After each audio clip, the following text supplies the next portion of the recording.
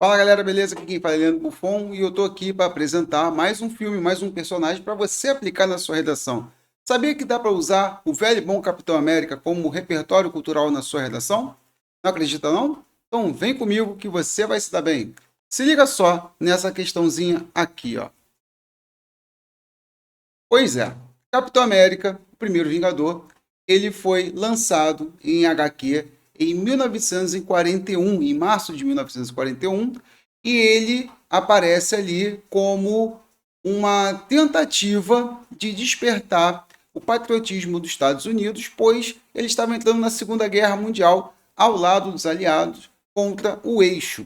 E dentro dessa perspectiva foi criado um herói, um personagem, né, que viesse aí ser o símbolo norte-americano para que pudesse competir e derrotar os seus oponentes lá na Segunda Guerra Mundial. E aí, na época dos quadrinhos, nós vamos ter esse primeiro exemplar. E você já vê o Capitão América sentando a pancada nos atores principais do outro lado, né? Principalmente a grande liderança totalitária do outro lado que estava ali no eixo. E preste muita atenção. Ali tem o Bucky. Pois é, né? A primeira curiosidade é, o Bucky, ele é realmente um adolescente. Ele tem uma diferença de idade para o Capitão América de 3 anos apenas. E ele aparenta, né, ser um adolescente, ele é um adolescente e ele vai fazer parte desse contexto de lutar ao lado do Capitão América na Segunda Guerra Mundial, sendo ele ainda muito jovem. Então, o Bucky e o Capitão América já se conheceu desde o tempo do quartel. Então, como 3 anos de diferença dá toda essa questão diferente em termos de estrutura corporal? Pois bem, então você sabe que o primeiro Vingador ele é fruto de um experimento. Então você pode utilizá-lo como repertório de testes científicos para criar uma super-arma. A ideia dos Estados Unidos era criar um conjunto de soldados perfeitos, de soldados, né, invencíveis, mas isso só foi possível fazer uma vez com a aplicação do soro, porque o local, devido à espionagem, foi bombardeado. Então a possibilidade de um novo, né, personagem dessa forma foi por água abaixo. E faz um paralelo muito interessante também com o quê? Com o Capitão América ser a única arma que os componentes da Segunda Guerra Mundial têm. E aí você faz o paralelo com a bomba atômica, tá? Que foi feita em laboratório, que foi feita clandestinamente no sentido de o grande público não sabia o que estava acontecendo até que apareceu esse grande soldado. Então ele, através do soro, vai ter capacidades e habilidades muito melhoradas. Ele vai ser versado nas artes marciais, já era uma pessoa inteligente, vai ficar com uma estrutura óssea diferente, com uma musculatura também diferente, e vai dar vantagem em cima dos soldados. E eles vão partir para a Segunda Guerra Mundial para lutar contra o eixo. Pois, olha só que coisa interessante. Não dá para falar em Capitão América sem falar dos seus pais. Então, são duas questões aí. A primeira, quem são os pais do Capitão América, do Steve Rogers?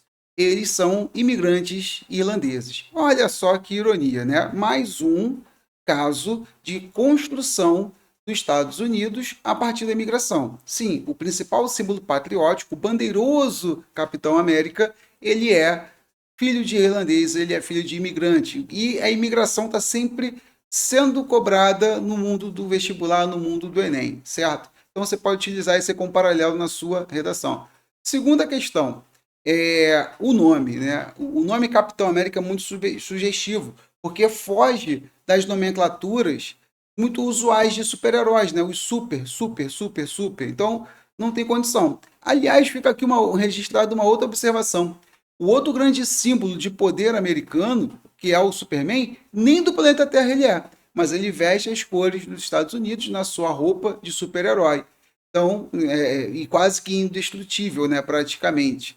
Então fica aí esse paralelo entre essas duas circunstâncias. Então a HQ acaba contando aí o protagonismo estadunidense dentro do cenário da Segunda Guerra Mundial.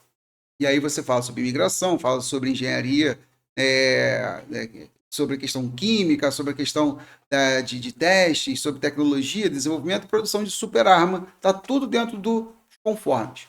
Beleza? E aí, o que vai acontecer? O Bucky, ele vai, junto com o Capitão América, sofre um acidente e ele fica perdido. E os soviéticos o encontram. Retiram do poder da Hydra, né, que era uma organização, uma organização dentro do sistema totalitário alemão. E esse nome ele é proposital porque ele vai ter aí uma circunstância de ser difícil de aniquilar, de acabar. E aí o Bucky ele se torna um soldado invernal. Ou seja, ele se torna a mais poderosa arma soviética para combater a mais poderosa arma norte-americana. Sim, nesse momento agora, 10 anos depois, porque a partir da Segunda Guerra Mundial, o fim da Segunda Guerra Mundial, o apelo patriótico do Capitão América ele se perde, por isso que ele acaba até lutando contra outros tipos de oponentes, mas na década de 60 recupera-se a história do Bucky. Tanto é que ele não sabe quem é por conta de lavagem cerebral e amnésia momentânea ali. Né? O Capitão América olha para ele e fala Bucky, ele não sabe quem é porque ele acabou sendo treinado, adestrado para aniquilar, principalmente o Capitão América.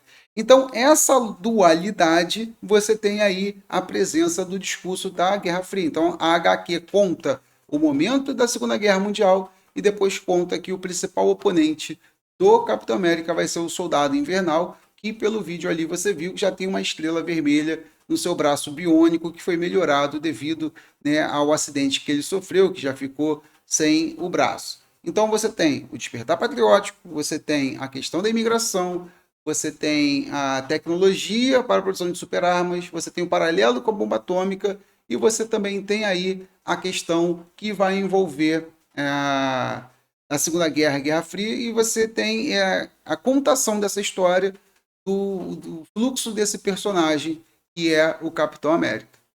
Beleza, galera? Então, espero ter ajudado aí vocês.